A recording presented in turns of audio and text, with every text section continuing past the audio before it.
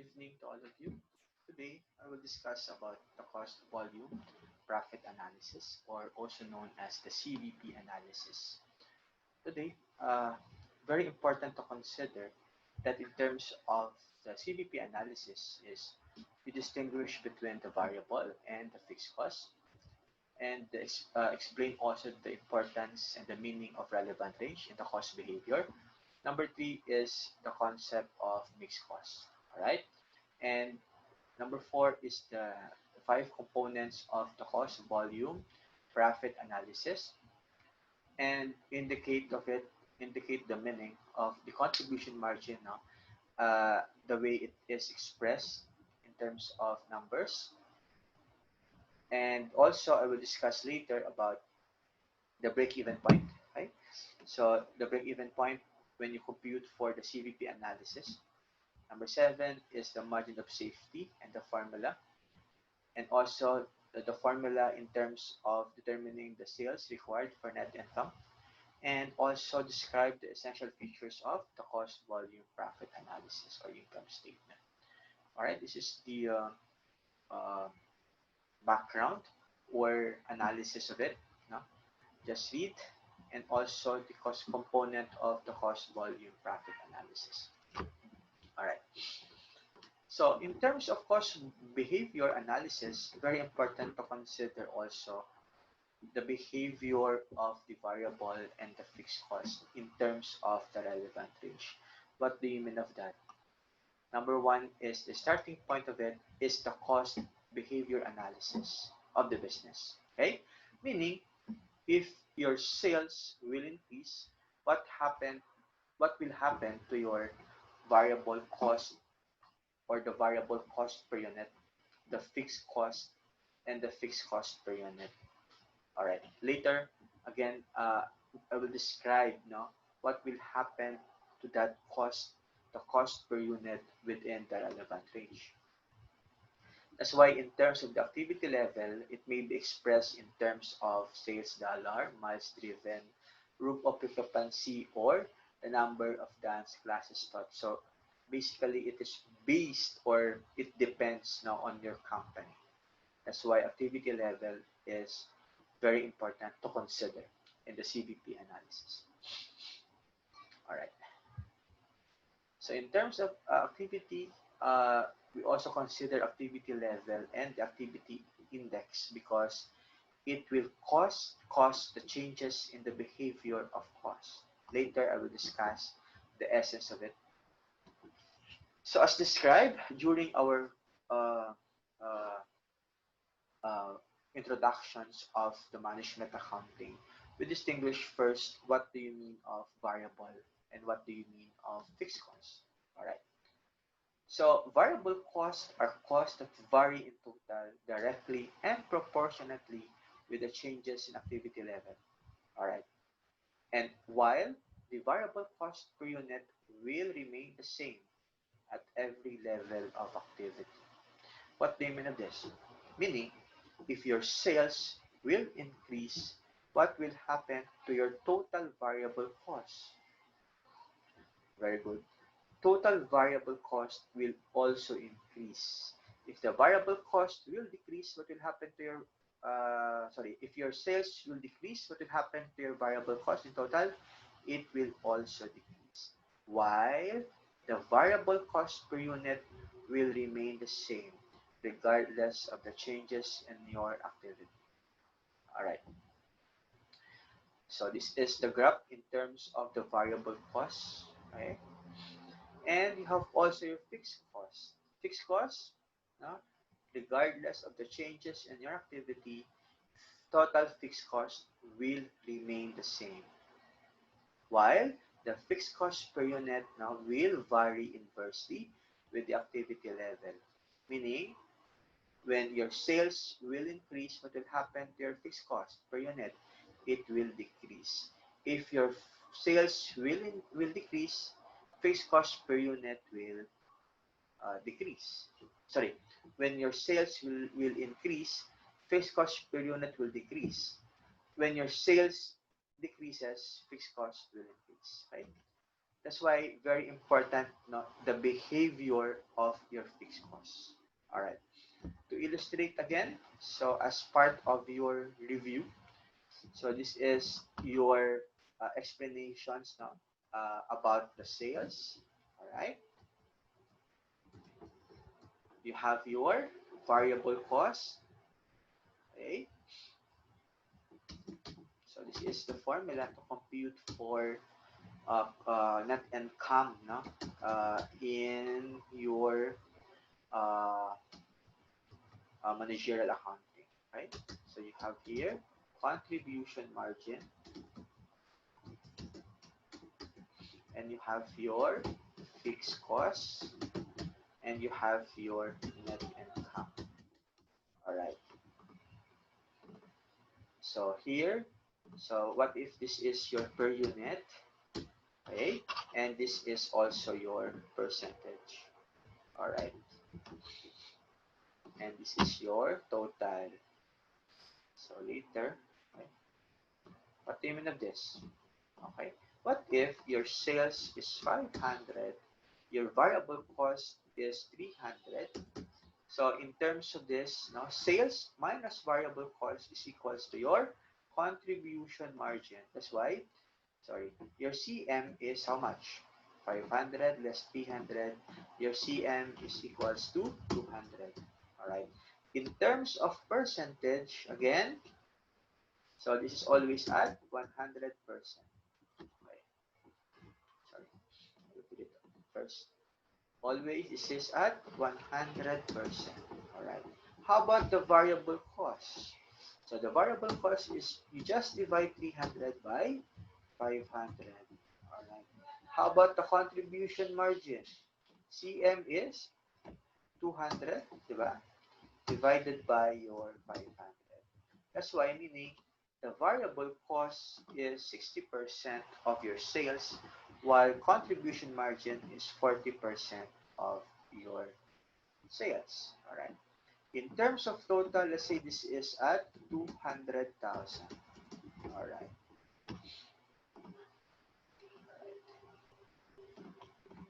What will happen? No. So to illustrate, again, what is the essence of sales? What if sales will increase and sales will decrease? All right. What will happen to your total, sorry, total variable cost? Variable cost per unit. All right. Your total fixed cost. All right. And your fixed cost per unit. Diba, as discussed, again, if your sales will increase, what will happen to your total variable cost? It will also increase. What happened to your total variable cost if your sales will decrease? It will also decrease. All right. So I will put here along the sales. All right. All right. So I will put here sales. Sorry.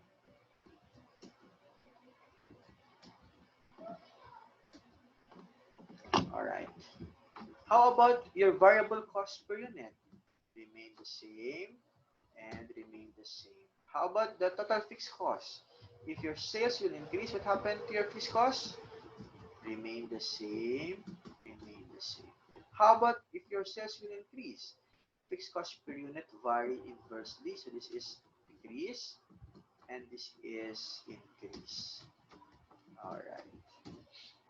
So this is the essence of it, no? The CVP analysis. Again, to illustrate first, what if on October, okay, on October, you have 10,000 cases.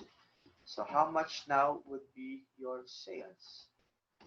So your sales now is how much? 10,000 times 500. So you have 5 million. Let's say this is 2 million para same as your net income. How about the variable? Okay. So the variable is 300. You multiply it by 10,000. How much now your contribution margin? Your CM is, sorry, it is, let's say this is 1 million. Alright. So how much now would be your contribution margins? Sales minus variable cost, so you have CM. Your net income is at 1 million. Alright, so you just minus 2 million and 1 million. Alright, so meaning your net income here is 1 million. Alright, how about on November? Okay, you have here November. Let's say your 10,000 cases of beer or 10,000 of volume, tumaas na, naging 20,000. Alright. What happened now to your sales? What will happen to your sales? So same, 500, you multiply it by 20,000, so you have 10 million. How about the variable cost? Variable cost is 20,000. You multiply it by 300, so you have 6 million. Alright. So how much now would be your contribution margin? 10 million less 6 million, you have 4 million. How about fixed costs? Again, regardless of the changes in your activity, fixed costs will remain the same. So meaning, 1 million pa rin to. Alright. How about your net income? So your net income is 4 million less 1 million. Alright. The question is, ito ba ay tama? Okay? Again, if your sales will increase, what happened to your, or what will happen to your variable cost in total? 3 million, 6 million. So meaning tama ito. So this is right, right? How about the variable cost per unit? Ang sabi same. So meaning you just divide 6 million by 20 million. The answer is 300. Tama ba? 300 is from your previous and you have 300. So same. Meaning, this is correct. Alright. How about your total fixed cost? 1 million here, 1 million here. So meaning, this is the same. Right? How about the fixed cost per unit? 1 million divided by 20 million. So you have 50. How about on October? How much would be your fixed cost? 1 million divided by 10,000. So 100. From 100 to 50, meaning it decreases if your sales will go up. Tama ba? Yes, this is correct. Alright. How about on December? Okay. How about on December? Alright. So December, let's say from 20,000, it is now 5, let's say 15,000. Okay. So our benchmark is 20,000 November. So it decreases by 5,000. What happened now to your sales? So same, 500, you multiply it by 15,000. How much now with your sales? 7.5. How about the variable cost? Variable cost is 300. You multiply it by 15,000. How much now would be your variable cost? 4.5. 7.5 plus 4.5. You have now your contribution margin of 3 million. How about the fixed cost? You have the same. 1 million here, 1 million here. How about the net income? Bumaba. Okay? Ito ba ay tama? If your sales will go down, what will happen to your fixed cost total? Diba? From 6 million to 4 million, it decreases. So meaning, this is correct. Alright. How about the fixed cost per unit? Same lang ba? 4.5 divided by 15,000. As you notice, same. 300 here, 300 here. So meaning, this is correct. Alright. How about the fixed cost total? 1 million there, 1 million here. Same pa rin to. How about the fixed cost per unit? So fixed cost here, 1 million divided by 15,000. So you have 66.67 or 67 na lang. From 50 to 67 tumaas, bumaba ang inyong sales, meaning this is correct also. So this is the essence of the variable and fixed cost. Later, when I discuss the break-even point, so very important is this, no? So you should take look on this, no? And note on this also. All right. Again, fixed cost will remain the same regardless of the changes in activity, while the fixed cost per unit will vary inversely with the activity. So in short, as total variable cost will vary directly and proportionately to your sales, while variable cost per unit will remain the same regardless of the change in activity, and also total fixed cost will remain the same, no? Regardless of the changes in your activity, while fixed cost per unit vary inversely, no? With your sales. All right. Okay, just read here, fixed costs. All right. Relevant range and the importance of it, linear. That's why you have curvilinear and you have fixed costs. So ito lang yung in terms of linearity or curvilinear. All right. And also curvilinear and nonlinear. So I will not discuss thoroughly about this. Next is all about the mixed cost. What do you mean of mixed cost? Combination of variable and fixed cost. All right. So mixed cost contain both variable cost element and the fixed cost element, or sometimes it is called semi-variable mixed cost. Change in total but not proportionately with the changes in your activity. Just like your Meralco bill, your postpaid expenses, they are all semi-variable combinations of variable and fixed costs. All right. Example, rental of U-Haul truck, no? So you have, let's say you have 50 pesos as per day and you have 0.50 per mile. So the 50 here is a fixed cost, right? The 0.50 here is the variable cost. Why?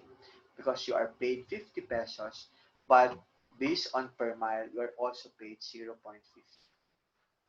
So, okay lang yan. But in terms of the mixed cost, now you should be able to separate the variable and fixed cost. All right. So the very basic, now I will just give you the very basic in terms of computing for the total cost, which is the semi-variable cost, which is called high-low method. Right? Mathematical method that uses total cost incurred at the high and low activity. From the word itself, high and low. All right. So for example, what is the formula? Determine the variable cost per unit. So the formula here is change in total cost divided by high or minus low activity. Take note on this. Very important is to look first on the activity, not the cost. Again, first is the activity, then get the cost of it, of the high, then the low activity and the low cost. So that's why you have your variable cost per unit. After that, if you compute for the variable cost, you can compute for the fixed cost by subtracting it at either high or low level. Sige, to better understand, let's say Metro Transit Corporations has the following maintenance cost and mileage data for its fleet. So January, February, March, April. Miles driven here is your activity, while cost here is your total cost. Ano gagawin? Okay, first is to get the highest activity, which is at 50,000. All right. So after that, get the low activity, which is 20,000. All right. Then, okay, I will have my Excel. All right. So this is high and low. All right. So this is to compute for the variable cost per unit. So ano yung una? Number one is to get the high activity from 20, 40, 35. So the highest activity is 50,000. So you put here 50,000. how much would be the cost of this? 63,000. So you put here 63,000. Alright. Next, how much would be, or what is the lowest activity? 20,000. Diba? 20, 40, 35, 30. So meaning this is 20,000. Alright. Sorry, I'm wrong. Sa baba dapat to. So you have 20 minus 20,000. Alright. How about the lowest cost of this activity? You have 30,000. So meaning this you have here 30,000. Alright. So how much would be the variable cost per unit of the high-low method? So malamang this is at 33,000. Minus lang to ha. 63 minus 30, you have 33,000. You divide it by 50 minus 20, you have 30,000. The question is, how much would be your variable cost per unit? 33 divided by 30. So meaning the variable cost per unit is 1.1. Tama ba? Yes, the answer here is at 1.1. Alright. Next, compute for the fixed cost. So very important here to consider that total cost is equals to your fixed variable cost per unit. Diba? Okay. You multiply it by the volume plus your fixed cost. So meaning, consider that. Alright. Kaya lang, given na ang variable cost, ang gusto mo ma-compute ang fixed cost. So, what is the formula for that? Total cost minus variable cost per unit, diba? Times the volume is equals to your fixed cost. Gets ba? Yes, because of this formula algebra. Okay, gawin nyo muna is more on high. Alright. How much would be the high total cost? Diba? This is 63,000. So you put here 63,000.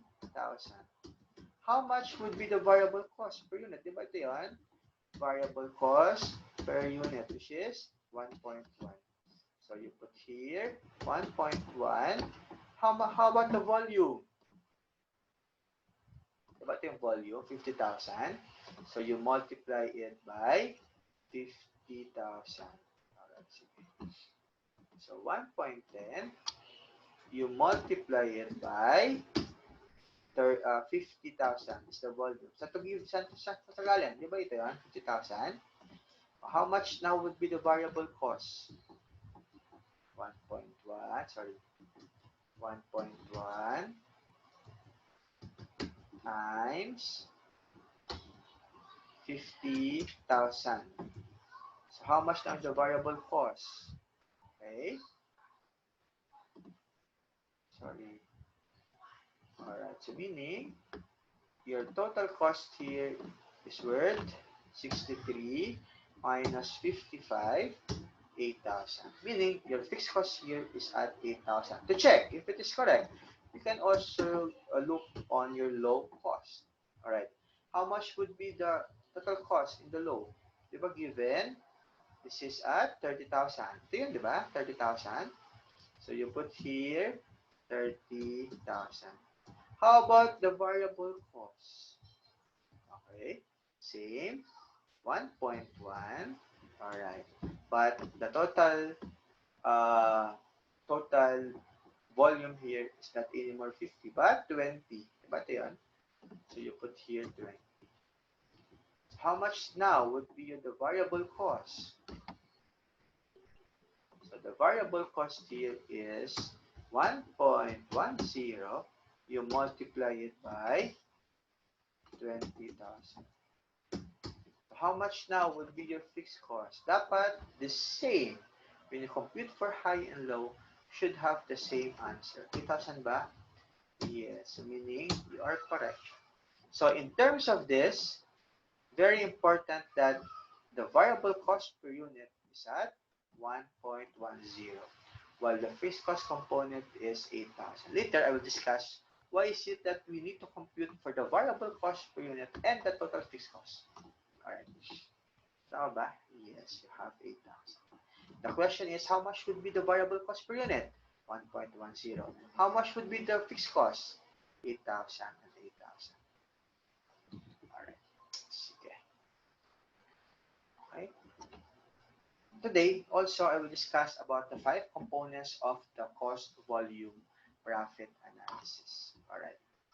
So, cost, volume, profit analysis. From the word itself, cost. What are the costs?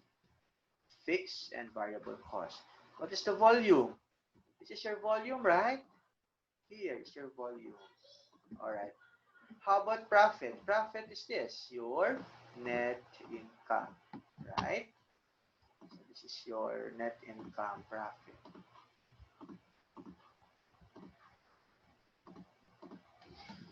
Alright. In the CVP analysis, the components are volume, unit selling price, di ba ito yan? Variable cost per unit, total fixed cost, and the sales mix. As you notice, why is it that the 5 components of it, selling price, variable cost per unit, and fixed cost total, are always given? Not the total variable cost, not the total fixed cost per unit. The answer is variable cost per unit and the total fixed cost, diba ito yan, will remain the same regardless of the changes in your activity. That's why it is always given, especially your sales or selling price. Alright. CVP assumptions, yes, behavior of both cost and revenue is linear, correct? You can classify it as either variable and fixed cost, yes, correct? Changes in activity are the only factors that affects your cost, yes. And we assume that all units produced are sold. So I will not discuss product mix. Alright. In the CVP analysis, so what if ito yung sample natin? Okay? You have 500, you have 300, and you have 200,000. So as discussed a while ago, this is your income statement of a managerial accounting, okay? Especially in terms of the variable costs. Alright. So, alam niyo na to, di ba? 500 less 300, you have contribution margin. Alright. So, then indicate the meaning of contribution margin and the way it may be expressed. So, again, contribution margin is your sales minus variable costs. That's your contribution margin total. How about the CM per unit? Selling price minus the variable cost per unit. Alright. So, ito yun, no? For example, you have 1,000. Okay? So, just multiply it by the selling price. And 1,000 is multiplied by the variable cost, which is 300, which is 1,000, you have 300,000. So, just minus it, you have 200. Meaning, your contribution margin total is 200,000. Alright. Yes, per unit, you can compute for the CM per unit by subtracting unit selling price by the variable cost per unit. Also, it can also be expressed in terms of percentage as what we discussed a while ago, right? You remember this? Alright. So always, the selling price is always at 100%. Alright. Sige. Next. Because of this formula, we can compute for the break-even analysis. Yeah, I will put it, variable fixed cost. Ito ay high-low method. High-low method. And you have also your CVP analysis.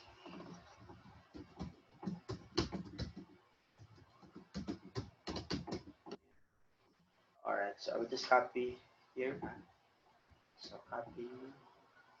Alright. Sige. Alright. Identify the 3 ways that break-even point may be determined. So what do you mean of break-even point? What do you mean of break-even point? Diba? Break-even point is what? Your sales is equal to your total cost. Alright? sales is equal to your variable costs and your fixed costs. Why? Plus your total fixed costs, right? Sales minus variable cost minus fixed cost is equals to 0. Nagpagod ka lang, 'di ba? What else? Say contribution margin minus fixed cost is equals to 0. Meaning, break-even point net income is 0. Alright. That's the essence of the break-even point. Alright. To know whether you are operating well or not. Yan. So, break-even point, total revenue will equal to your total cost, which is fixed and variable, meaning you have 0 net income. It is also referred to as break-even analysis or break-even point. Alright. Break-even point can be computed using mathematical equations. I will not discuss mathematics now. Maybe we are more on analysis. Okay? We can also compute based on contribution margin, which is I will discuss later. Maybe very long cut in terms of computing it, and also using the formula. I will not discuss CVP graph now. All right. So it can be expressed in terms of dollars or sales units. All right. Simplest form, same, di ba? Break even is equals to variable cost and fixed cost. Diba ito kanina? Ito yan, ha? Yan. So, in terms of percentage, or sorry, in terms of mathematics, gagawin nyo, ano yung X? X is your break-even sales. 0.60 is your variable cost per unit, and you have 200,000.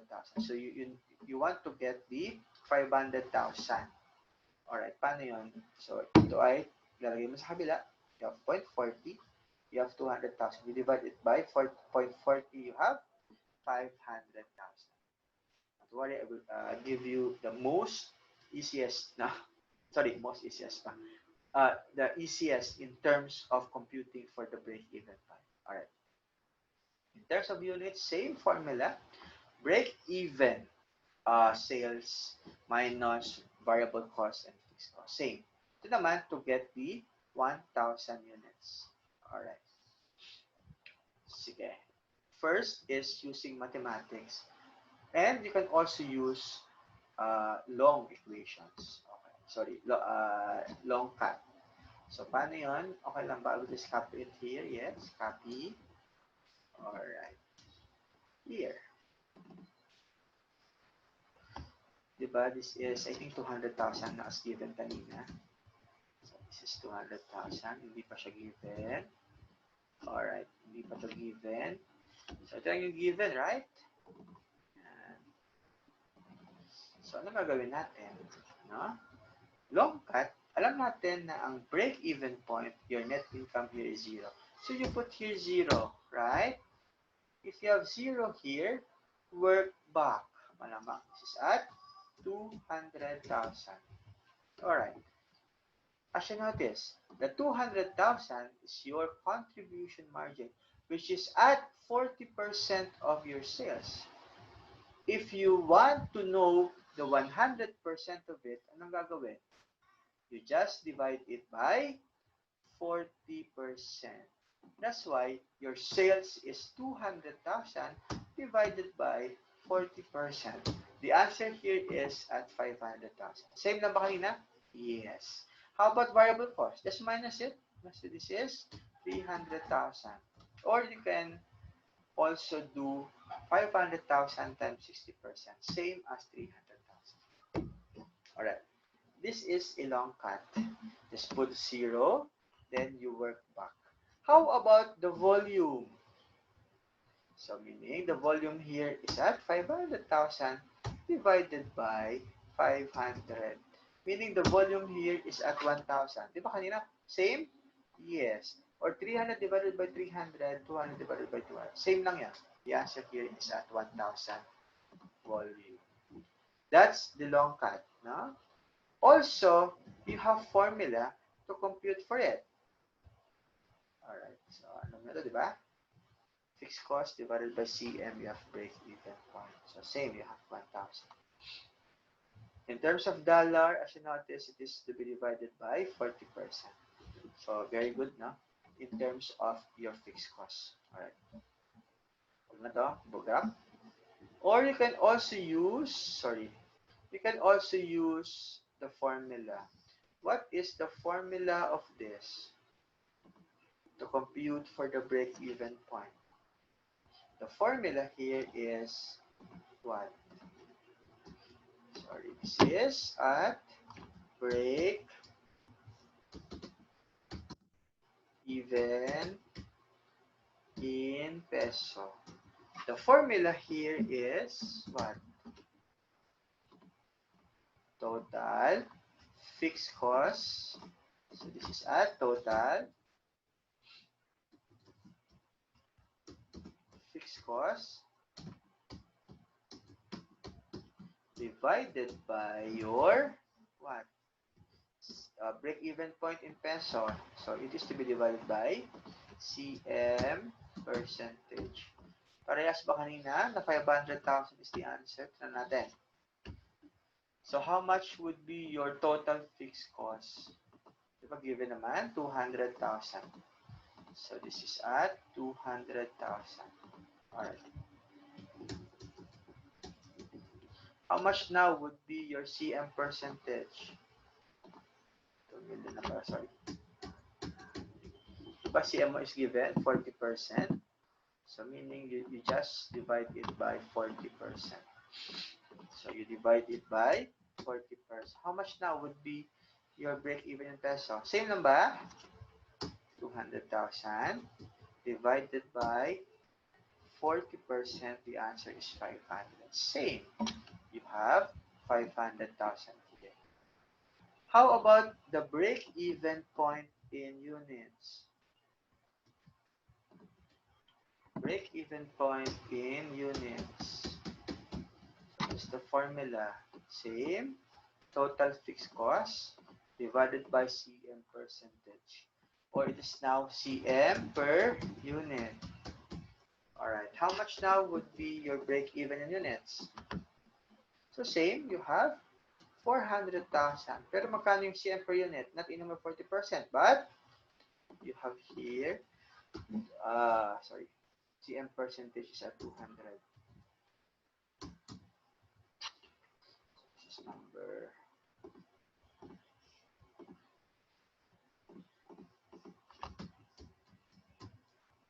Yan.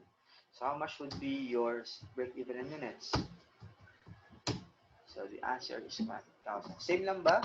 Yes, 1,000, 1,500 or 500. Alright. So meaning, you can choose no, if long cut or shortcut. Very easy. Alright. Next is all about the margin of safety. Alright. What do you mean of margin of safety? So next is all about margin of safety. Alright. What do you mean of margin of safety?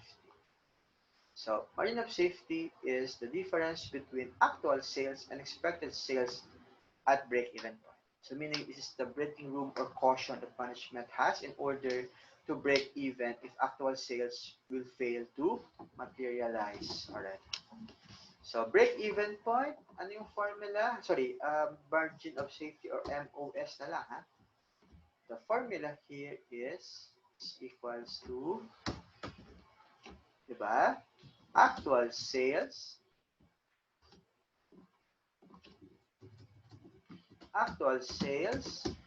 minus what? Minus, okay, less, sorry na lang. Actual sales less what? Break even sales.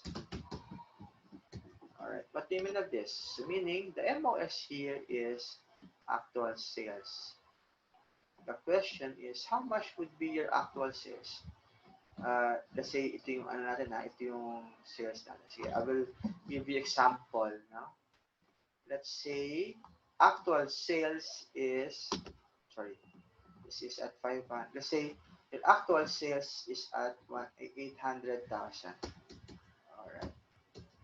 How much will you, your break even? Di ba given? Break even kanina is how much? 500,000. So meaning this is at 500,000. Alright? So how much now would be your actual sales minus break-even sales? The answer here is at 300,000. That would be your margin of safety. What do you mean of this? Meaning, di ba, if your break-even is 500,000, you have zero net income. But when you have actual sales of 800,000, for sure you have net income. Your net income, the breathing room here of the MOS is at 300,000. Alright. How about in terms of percentage? Always, your actual sales is at 100%. How about break-even sales? So 500 divided by 800. Magkano yan? So I will compute for it. So 500, okay? So 500,000 divided by 800. So this is at 62.5%.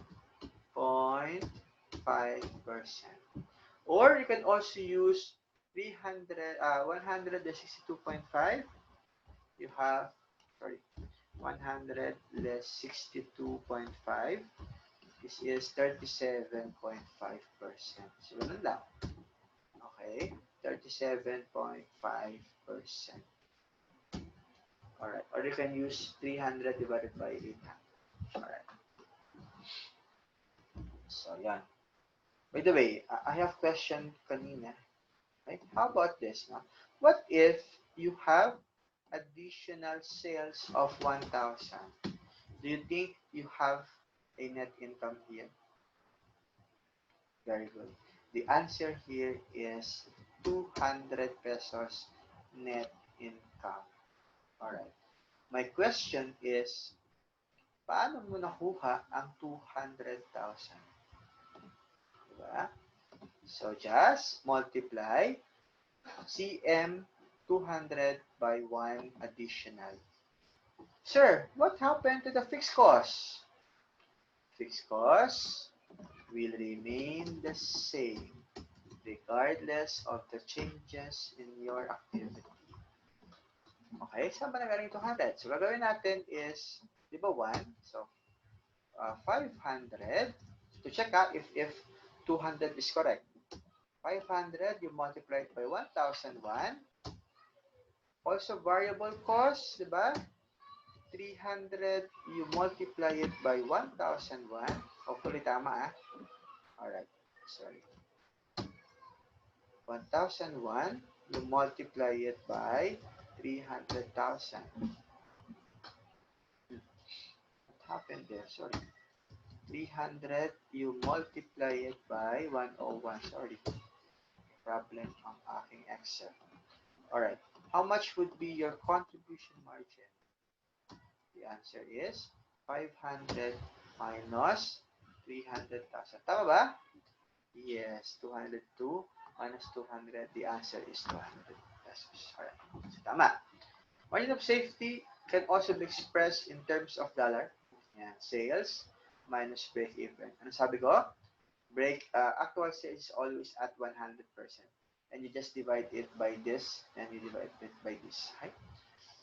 So, this is 33%. So, kanina, we compute for it, diba? The answer is 32.5. Tama ba? 33.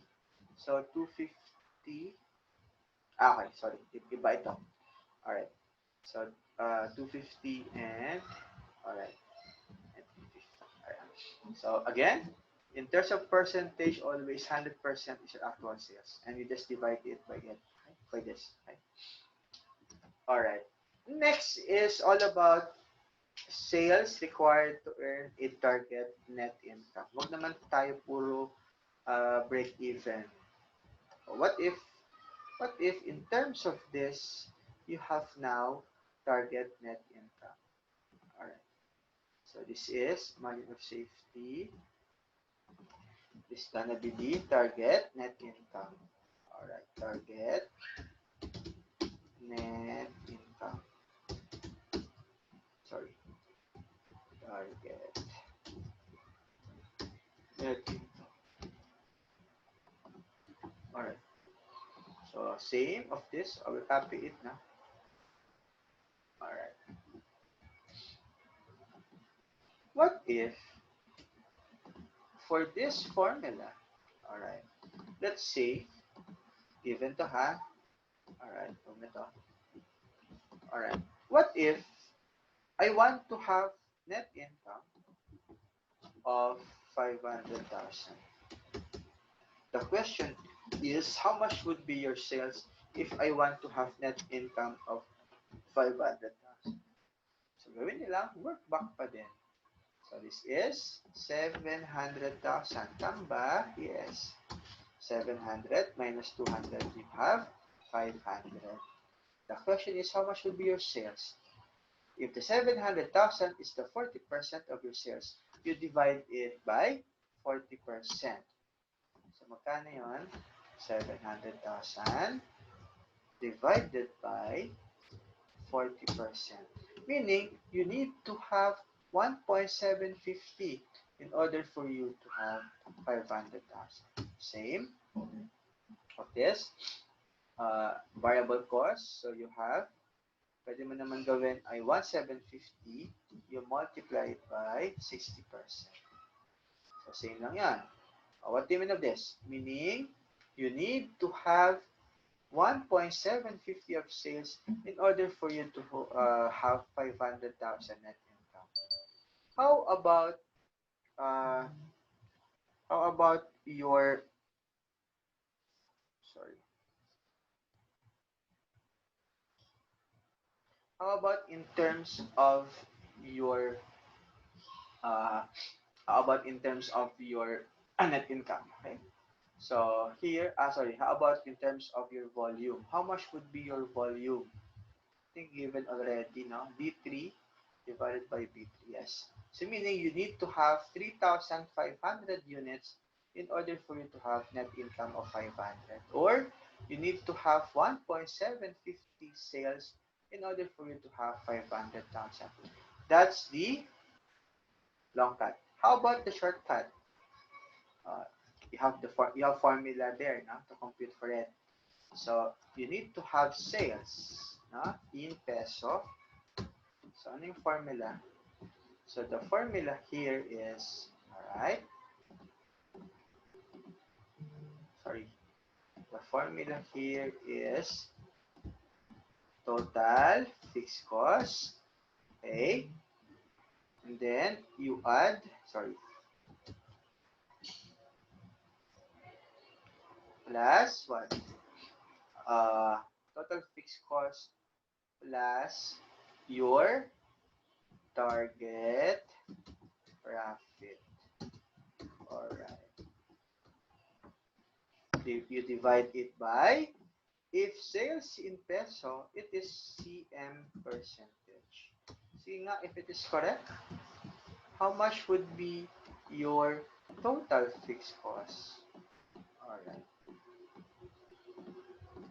So fixed cost 200,000. So you put here 200,000 minus, sorry, plus, should be plus, addition, plus, how much would be your target profit? Diba gusto mo maging 500,000 is your target profit. So you add here 500,000. Alright. You divide it by CM percentage. The CM percentage here is at 40%, right?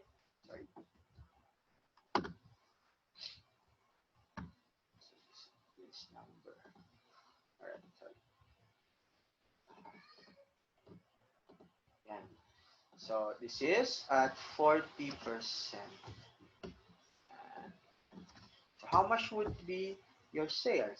So hopefully tama parehas. So meaning 700,000. Ito galing 700, di ba? 200 plus 500, no?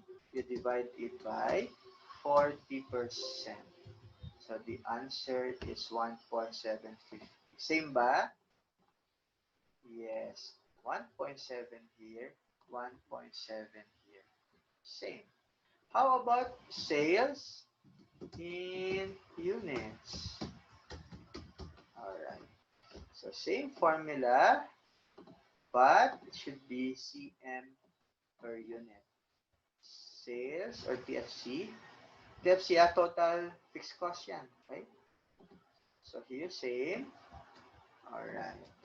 Pero it should be CM per unit.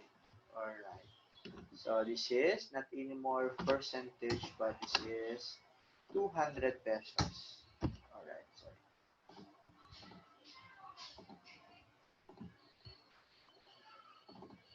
Alright, how much would be your sales per unit? So 700,000 divided by 200. Same ba? 3.5 ba? Yes, 3.5 here, 3.5 here. So meaning you can use long cut and also in terms of the formula. Alright. Next.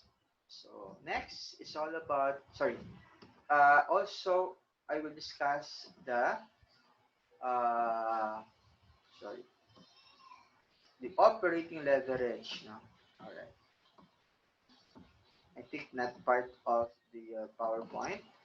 Operating leverage. Alright. What do you mean of operating leverage? Or what is the formula to compute for operating leverage? So maybe I will use this target net income. Alright. So what is the formula to compute for operating leverage? Alright. So the formula to compute for operating leverage is contribution margin. Alright. Contribution margin, you divide it by what? You divide it by net income. Alright. You divide it by net income. Okay. So, paano yan? Alright. How much would be the CM? Diba? CM is at 700. Given. No? How much would be your net income? So, net income is 500. Sorry. It's 500. So, you divide it. What is the answer? 700,000. You divide it by 500. So, you have here 1.4. What do you mean of 1.4 here? Meaning, in every, times, no? In every increase in your sales, you have 1.40 increase in your net income. Alright, sige. To understand well, what if this is 2020? How about in 2021? Year to ha? Ang sabi is you have 10% increase in 2021. So you have 10% increase. So how much now would be your sales here in 2021? So just multiply 3.5 times 1.10. Meaning, you have now 3,850 is now your volume because you have 10%. Without computing for this, you can be able easily compute or to compute easily the net income. Paano? Alright? If your sales is 10% and you have 1.40, so magkano yung net income natin? gagawin natin is you just multiply. Alright? You multiply 1.40. Alright.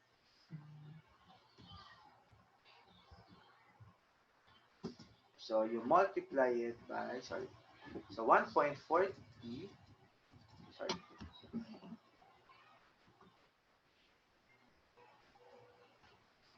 So 1.40, you multiply it by 10%. So ilan yan? Alright. So, ito lang ha. So you have here 1.40 times 0.10. So meaning you have 0.14. The 0.14 can be multiplied by 500,000. Alright, that would be your net income increase in 2021. So paano yun? The 0.14 here is 1.40 times, which is the operating leverage. You multiply it by 10% increase, so meaning you have 0.14. The 0.14 can be multiplied, diba? Can be multiplied to 500,000. This is your net income, right? Can be multiplied to 500,000. Meaning, your increase daw in 2021 is 500,000 times 0.40. Sorry, mali. Sorry, 500,000 times 0.14. Dapat the increase daw in 2021 is at 70,000. Or you can do 50,000, 500,000, diba? You multiply it by 1.14. So the answer is 570. Same lang naman yan. Ito naman kasi is 7,000 increase plus 500. So you have 570. So without computing for the net income here na long cut, you can be able to see that, you can be able to compute that the net income here is at 570,000. Without computing for the long cut. Alright, sige nga, if it is correct, alright, hopefully correct ha, malamang this is at 200,000. Diba? Same, because fixed cost will remain the same regardless of the changes in your activity. How much would be your sales here? Okay, saan tama to ha? 570. So, 3,850, you multiply it by 500, which is your selling price. Diba? Next, 3,850, you multiply it by 300. So, you have 115. Sorry. Tama ba? Alright. So, how much is this? 1925 less 115. So, this is 770. Tama ba? Yes, 770 minus 200. You have 570. Tama ba? Yes, correct here. 570. Alright, that's the essence of the operating leverage. Meaning, if you compute for operating leverage of 1.40, you can be able to compute also for the increase of your net income if you know the increase in your sales. This is going to be increase in your sales. Alright. So I think done with this, the formula to compute for the target net income, right? What's the formula again? The formula for this is, you can do mathematics, no? You can do long cut, all right? Sorry, you can do formula, by the way. So again, the formula is fixed cost plus target net income, yeah, divided by the CM ratio.